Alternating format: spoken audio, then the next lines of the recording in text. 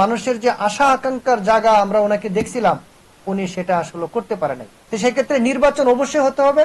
আমরা মনে করি আগে ন্যায় বিচার প্রতিষ্ঠিত হোক। বিগত সময় দেখলাম এক সরকার এসে একজনকে ফাঁসি দিয়ে দিল, আরেক সরকার এসে বেকসুর খালাস দিয়ে দিল। তার মানে সমস্যাটা কোথায়? আমরা তো বুঝতে পারতেছি না, সাধারণ মানুষ তো বুঝতে পারতেছে না যে ন্যায় বিচার প্রতিষ্ঠিত এখনো হয়নি। যতক্ষণ পর্যন্ত, আমি আগেও বলেছি যে একটা রাজনৈতিক সরকার কোন একটা রাজনৈতিক দলের ন্যায় বিচার করতে পারে না।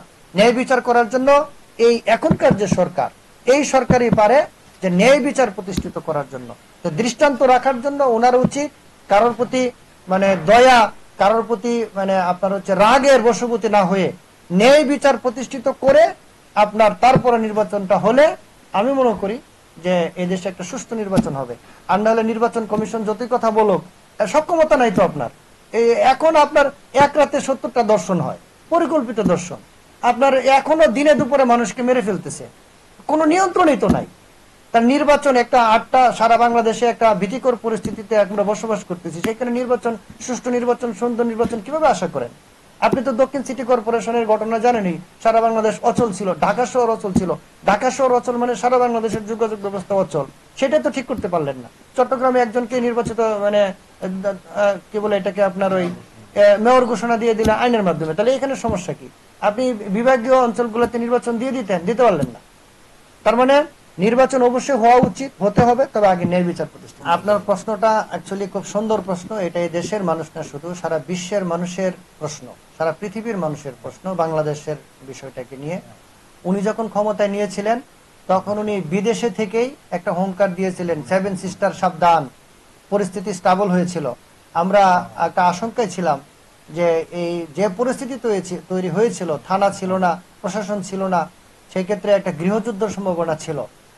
প্রফেসর ইউনূস সাহেবের মতো একজন ব্যক্তি ক্ষমতা নেওয়ার কারণে এই গৃহযুদ্ধ থেকে বাংলাদেশের মানুষ তখনকার সময় মুক্তি পেয়েছিল।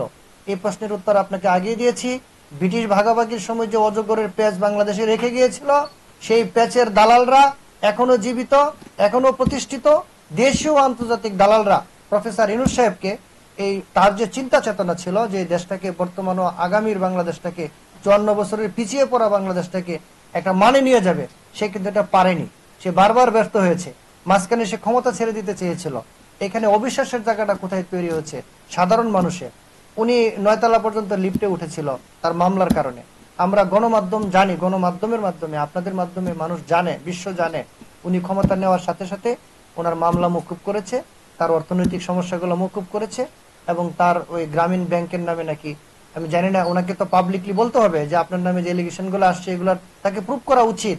কারণ সে নাকি ইউনিভার্সিটি তৈরি করেছে, যে ইউনিভার্সিটিতে 400 কোটি টাকা জমা দেওয়া লাগে, তারপরে ইউনিভার্সিটি অ্যাপ্রুভাল হয়। তাই ওনার 1 টাকাও না দিয়ে যে উনি ইউনিভার্সিটি তৈরি করেছে।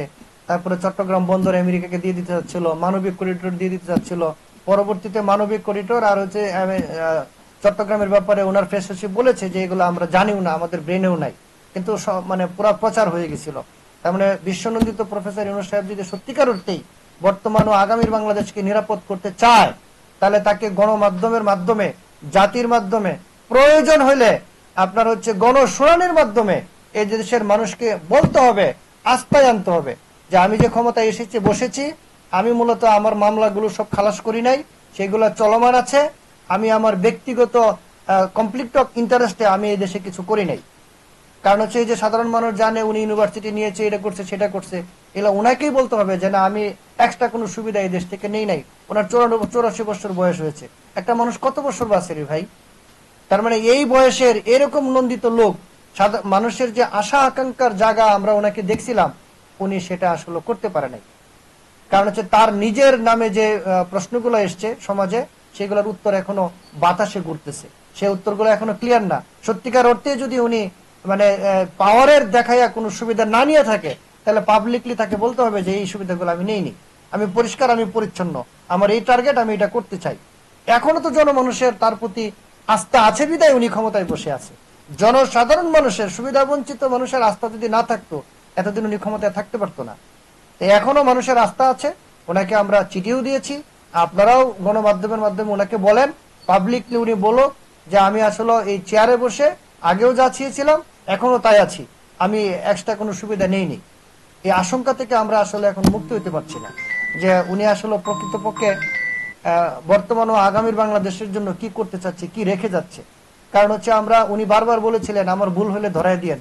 আমরা বিভিন্ন সমাজ বা বিভিন্ন শ্রেণী পেশা থেকে ওনাকে বারবার বলা হয়েছে যে আপনার উপদেষ্টা পরিষদে কিছু মানে অকর্ম উপদেষ্টা আছে, কিছু বিতর্কিত প্রমাণিত উপদেষ্টা আছে, তাদেরকে ঢেলে সাজান, তাদেরকে বাদ দেন। এদেশ থেকে যারা গ্রহণযোগ্য যোগ্যতা সম্পন্ন নির্দলীয় ব্যক্তি আছে তাদেরকে উপদেষ্টা পরিষদে নিয়ে এগিয়ে নিয়ে যান, কিন্তু উনি সেটা করেননি। হ্যাঁ, নির্বাচন নিয়ে জিনিসটা পরিষ্কার। 54 বছরের ইতিহাসে বুঝ হওয়ার পর থেকে আমরা বহুত নির্বাচন দেখেছি। এই ভীতিকর ধর্ষণ, হত্যা, খুন, মারামারি নির্বাচন আমরা দেখেছি। আজকের যে নির্বাচনের প্রশ্ন আসতেছে, গণতন্ত্রের প্রক্রিয়ায় রাজনীতিবিদরাই দেশ চালাবে, এটাই স্বাভাবিক, এটাই প্রক্রিয়ার বিকল্প নাই। হ্যাঁ, এমন যদি হতো যেমন ওই যে চায়নারা পারে নাই, এখন যারা আছে ওরা কিন্তু আপনার গণতন্ত্র নাই ওই দেশে। আমেরিকাতে কিসের গণতন্ত্র আছে বলেন তো? এটা ভোট হয়, কিন্তু তারা তো ওখানে ভালো চলছে, চায়নারা ভালো চলছে। তো ভারতেও দেখেন দ্বিকক্ষ বিষয় সংসদ, তাদের এখানেও মোটামুটি গণতন্ত্র প্রতিষ্ঠিত। কিন্তু বাংলাদেশের নির্বাচন হওয়া দরকার, হতে হবে, কিন্তু আগে ন্যায় বিচার প্রতিষ্ঠিত হবে, হতে হবে। বাংলাদেশে এখনো আর্মির পোশাক পরা বিশ্ব নন্দিত আর্মি, যেখানে বিশ্বের নিরাপত্তা আর্মি স্বাধীন কমিশনে, মানবিক কমিশনে, শান্তিরক্ষা কমিশনে প্রতিষ্ঠিত একটা সাহসী বাংলাদেশের আর্মি, তাদেরকে এখনো চট্টগ্রামে গুলি করে মেরে ফেলা হয়। তার মানে এখানে আর্মিরা এই দেশে নিরাপদ না, তাই না? যে সেই দেশে আপনি একটা সুন্দর গ্রহণযোগ্য একটা ভীতিকর পরিস্থিতি ছাড়া একটা সুন্দর নির্বাচন কিভাবে আশা করেন? এদেশে তো অবৈধ অস্ত্র এখনো উদ্ধার হয়নি, তাই না? এদেশের যদি সত্যিকার অর্থে শান্তি প্রতিষ্ঠিত করতে চান, মানবিক বাংলাদেশ প্রতিষ্ঠিত করতে চান, একটাই পদ্ধতি, যে রাজনৈতিক দল, সরকার ও রাজনৈতিক সংস্থাগুলোকে নিয়ন্ত্রণ করার জন্য একটা পদ্ধতি বের করার দরকার। সেটা একমাত্র পথ ন্যায়পাল। বর্তমান যে সংসদ আর্টিকেল 77, এটাকে আপনি সংবিধানের অংশটুকু সংশোধনী করে নির্দলীয়, গ্রহণযোগ্য এবং যোগ্যতা সম্পন্ন ব্যক্তিদের দ্বারা আপনি একটা থার্ড পার্টি কমিশন করেন, স্বাধীন কমিশন করেন। সেই কমিশন চট্টগ্রামের আপনার বান্দরবনের বাংলাদেশের যে প্রত্যন্ত সীমানা, সেই সীমানা থেকে বাংলাদেশের সমস্ত সীমানাকে আন্তর্জাতিক মানের নিরবিচ্ছিন্ন আপনার শান্তি প্রতিষ্ঠিত করবে এবং এদেশ থেকে সমস্ত অস্ত্র উদ্ধার করবে। এবং নির্বাচন কমিশন প্রত্যেকটা নির্বাচন, শুধু খালি জাতীয় নির্বাচন না, প্রত্যেকটা নির্বাচন সঠিক সময়ে নির্বাচন হবে এবং ন্যায় বিচার প্রতিষ্ঠিত হবে। শুধুমাত্র তখনই বর্তমান ও আগামীর বাংলাদেশ সমৃদ্ধশালী হবে, শান্তি হবে এবং মানবিক হবে। ধন্যবাদ।